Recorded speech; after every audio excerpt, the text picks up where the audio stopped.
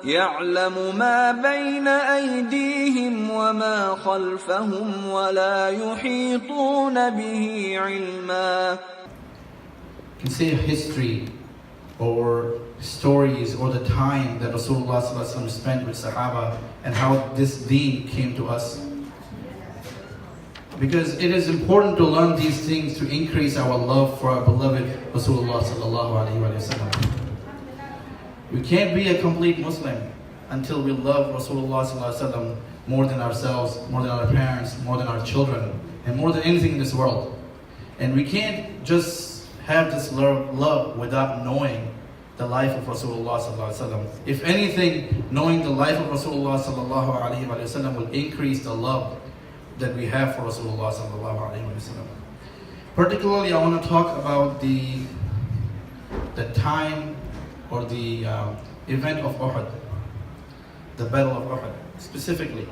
Not to necessarily highlight the battle itself, but all the events and everything that lead up to the battle and what actually happened.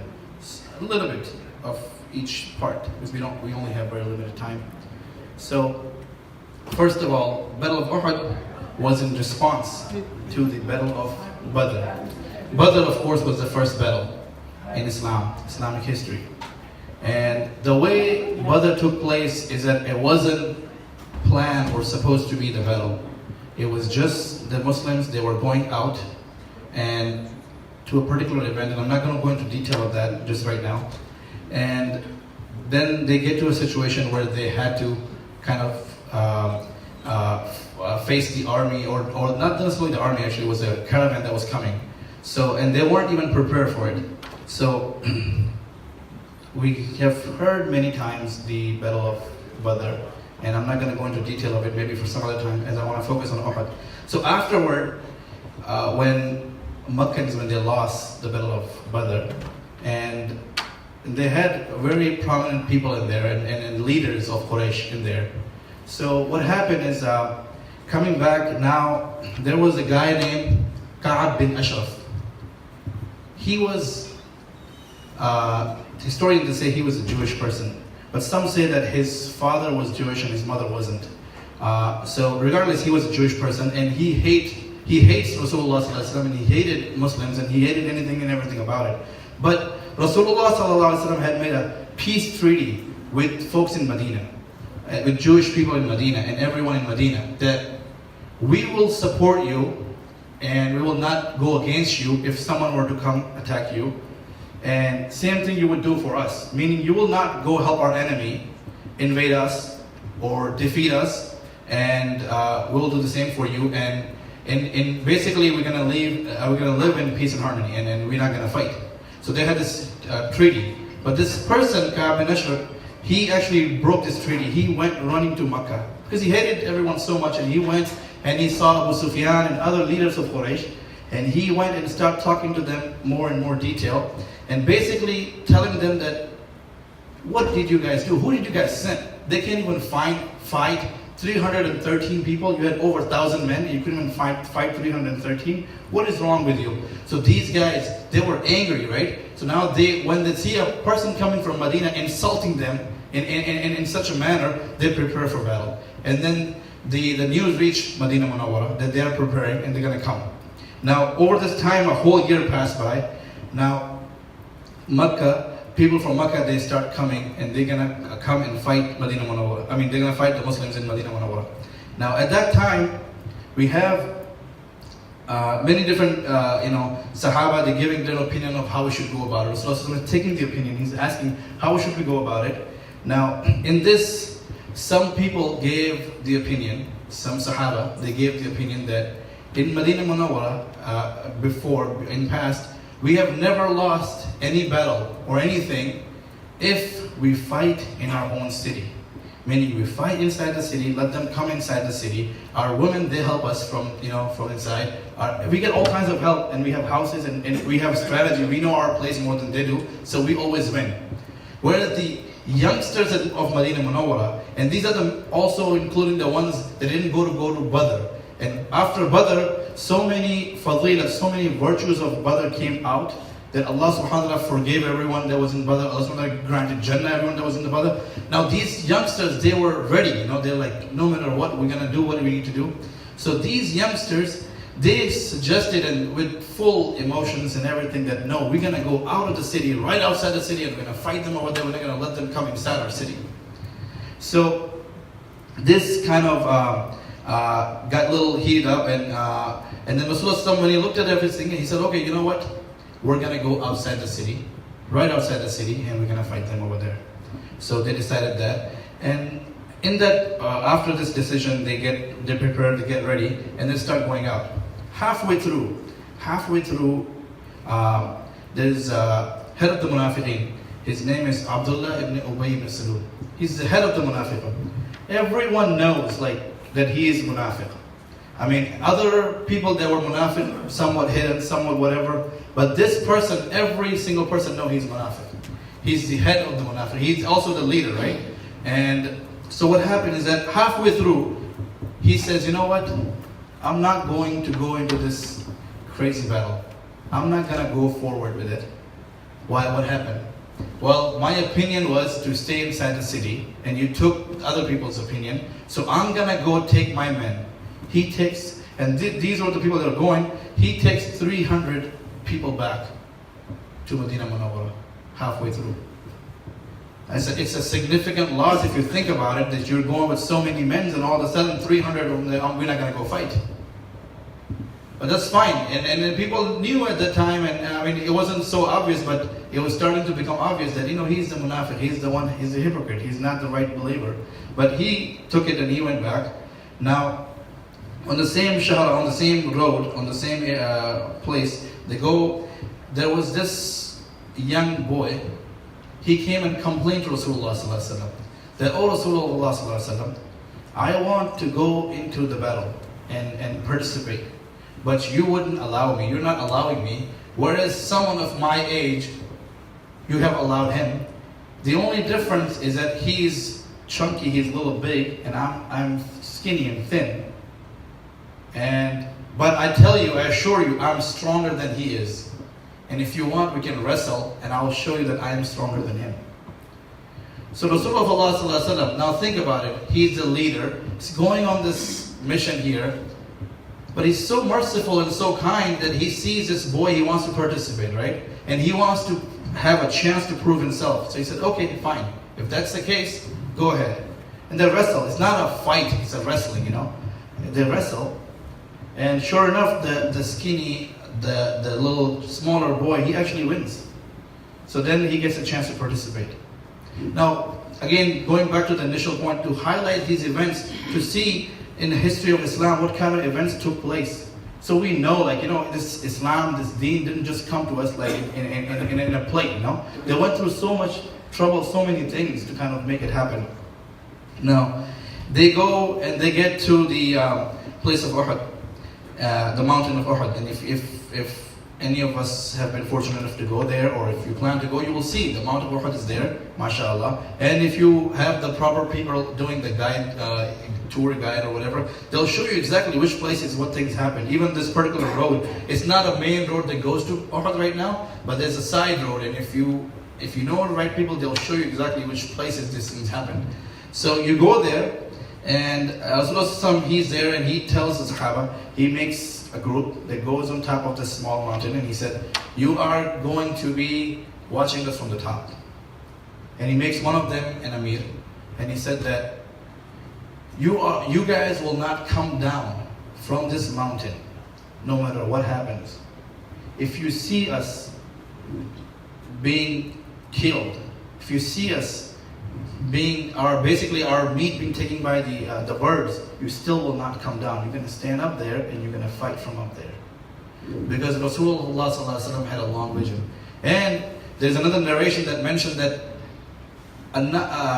before this, Rasulullah had seen in a dream, metaphorically, that there will be some sort of loss in the beginning, but then there will be a win after that. So at that time, he tells them, this is exactly what you guys are going to do. And then they set up everything, and then as it's going, and then the kuffar comes and they start fighting and everything. Now, the way Rasulullah planned and everything start going well. And then they start running away. These kuffar, they start running away. They're like, dude, we cannot fight these guys. They're way over ahead. We're just gonna go back. They start, bailing out. They start going. Now in that, we had a couple of, you can say Sahaba. At that time, they weren't Muslim. Like Khalid bin Walid, he became Muslim later on. And then other Sahaba, like including Abu Sufyan and other, they weren't Muslim at that time, and they were very smart. They were very smart in planning and everything. So Khalid bin Walid, who is later on being described as the sword of Allah when he accepted Islam and he came into the fold of Islam, he's very smart. He's seeing everything from far distance, and he sees that the kuffar are taking back and they're running away. They're running away.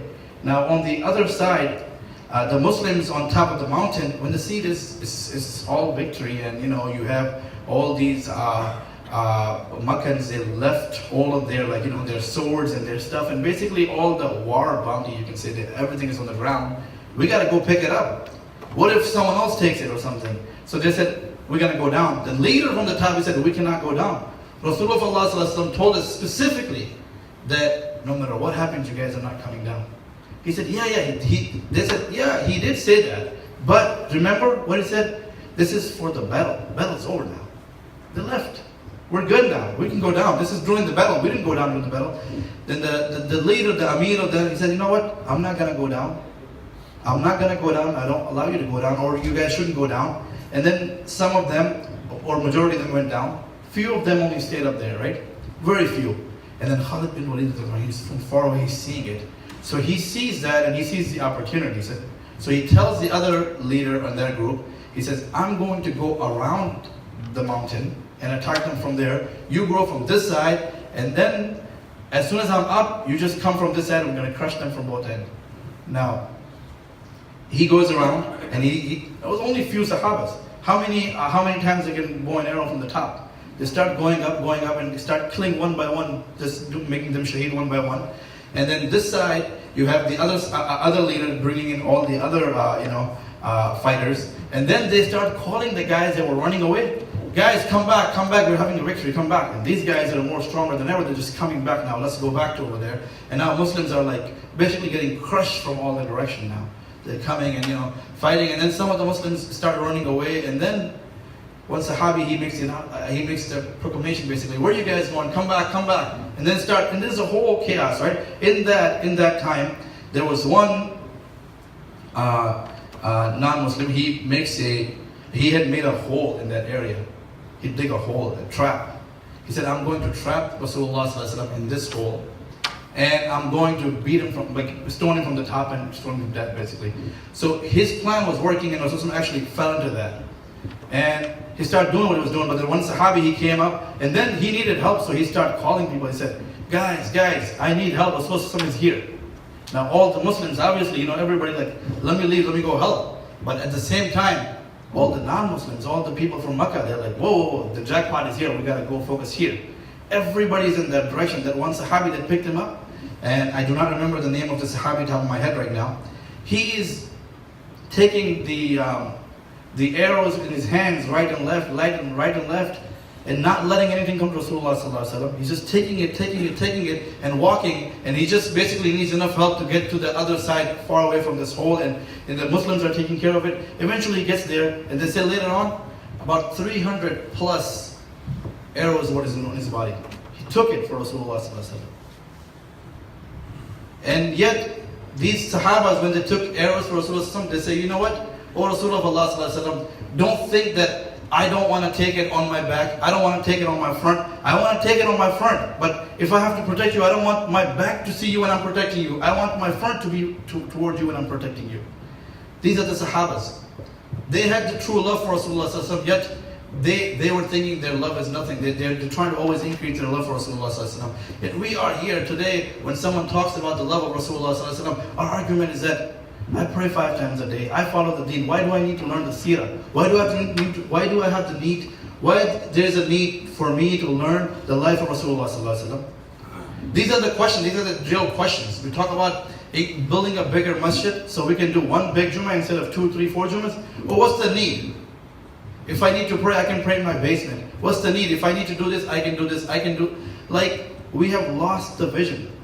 We have lost the true vision. Now here, this Sahabi taking 300 arrows and not saying a single word. Not complaining anything to anyone. He's happy that he's protecting Rasulullah sallallahu alaihi wasallam. Musab bin Umar, Sahaba. Musab bin Umar. Musab bin Umar? I have to check that. I can't confirm or deny. Yeah. And then in the same battle now you have eventually, I'm losing my thought here.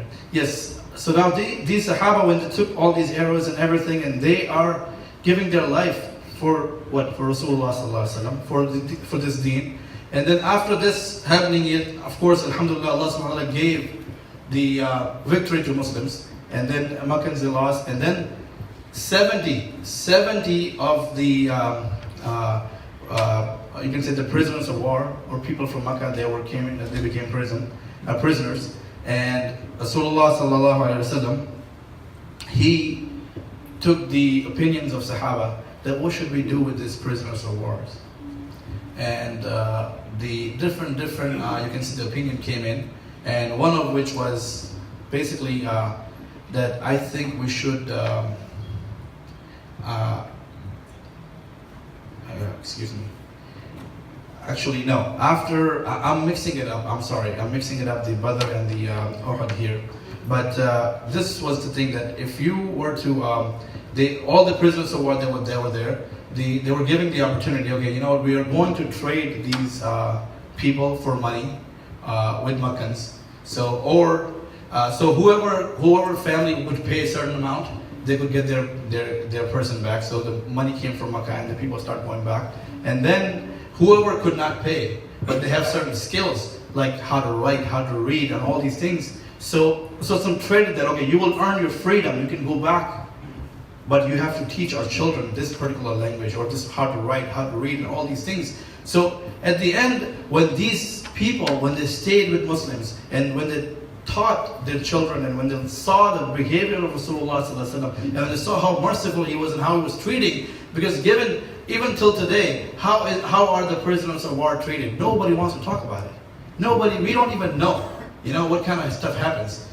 And then they saw how they were being treated. Many of them came into the fold of Islam.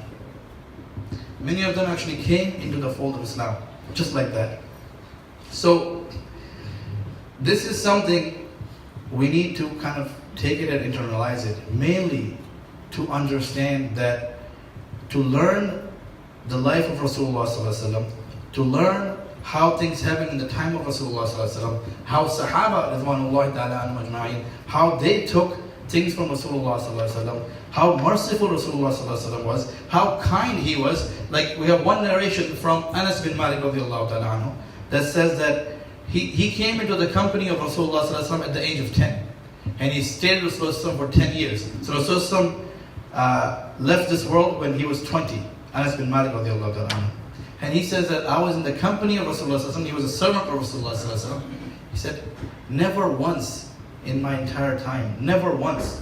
At first he said, I have done many things that I shouldn't have done when I was serving him. And I didn't do many things that he asked me to do. But never once he has asked me, oh Anas, why did you do this? Or why didn't you do this? Even though the mother of Anas bin Malik radiallahu ta'ala anhu, she brought him to Rasulullah sallallahu alaihi wasallam. This is a child, he's going to serve you, he's your khadim, he's basically your worker, he's your maid, whatever you want to call it. He's going to serve you for whatever need you have. But he treated him like his own son pretty much. He raised him that way. And he gave him certain du'as. The effects of the du'a is such that one du'a was that, oh Allah, put barakah in his life. Anas bin Malik was one of the last Sahabi to pass away. One of the last Sahabis to pass away. He lived over 100 years of age. And then, oh Allah, put barakah in his family. Put barakah in his family. When he, later on in his life, when he used to go for Hajj or Umrah, the entire mataf will get filled with his own family only. During his lifetime, he has put more than 300 of his own progeny into the grave. So many children Allah gave it to him. Like children after children and their children. And then The third dua was that, oh Allah, increases in wealth, in his wealth. How did that dua take place? That when they used to do farming and they have the fruits and all this stuff, everybody's garden would give fruit once a month, or once a year. Anas bin Malik, his garden would give fruit twice a year, twice as much. So Allah put all this barakah because of the dua of Rasulullah. He treated him as his own son, and he taught us how to treat your servant. If someone is your servant, doesn't mean you can treat them however you want to treat them. May Allah give us tawfiq. May Allah give us tawfiq to follow the deen of Rasulullah, follow the deen and follow the footsteps of Rasulullah sallallahu alaihi wasallam. Alhamdulillahi rabbil alameen, wa salatu wa salamu ala ashrafil anbiya'i wal mursaleen wa ala alihi wa ashabihi ajma'in wa man tabi'ahum bi ihsan ila yawm ad-din. Qala an-nabiy sallallahu alayhi wa sallam, inna asdaqal hadith kitabullah wa ahsanal hadi hadi Muhammadin sallallahu alayhi wa sallam, wa sharral umuri muhdathatuha wa kullu muhdathatin bid'ah wa kullu bid'atin dhalalah wa kullu dhalalatin fin nar, aw kama qala sallallahu alayhi wa sallam.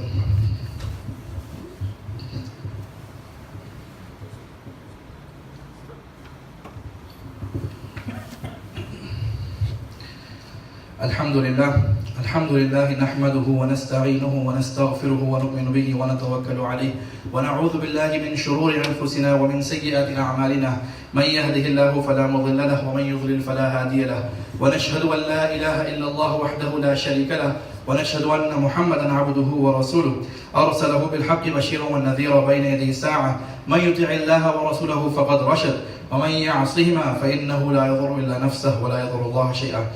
أعوذ بالله من الشيطان الرجيم. بسم الله الرحمن الرحيم. إن الله وملائكته يصلون على النبي يا أيها الذين آمنوا صلوا عليه وسلموا تسليما. اللهم صل على محمد عبدك ورسولك وصل على المؤمنين والمؤمنات والمسلمين والمسلمات وبارك على محمد وأزواجه وذرياته.